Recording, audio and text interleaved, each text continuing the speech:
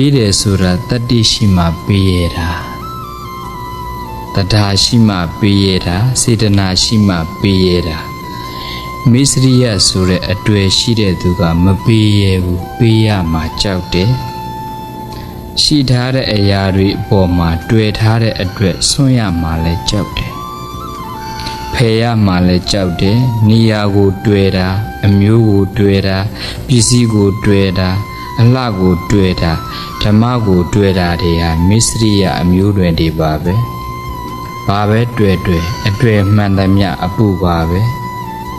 နေရာဖယ်ပေးတာပစ္စည်းပေးတာစတာတွေဟာဆွန့်လွတ်နိုင်တဲ့တတ္တိရှိလို့သာလုံနိုင်ကြတာပါ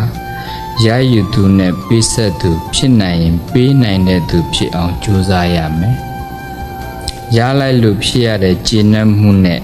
ပေးလိုက်လို့ဖြစ်ရတဲ့ဝမ်းမြောက်မှုနှိုင်းတူလို့တော့မရဘူးရလို့ကျေနပ်တဲ့ခံစားမှုနောက်မှာစိုးရိမ်မှုတွေပူပန်မှုတွေရှိတတ်တယ်ရှိလာတဲ့အရာတွေပျောက်ပြတ်သွားမှာ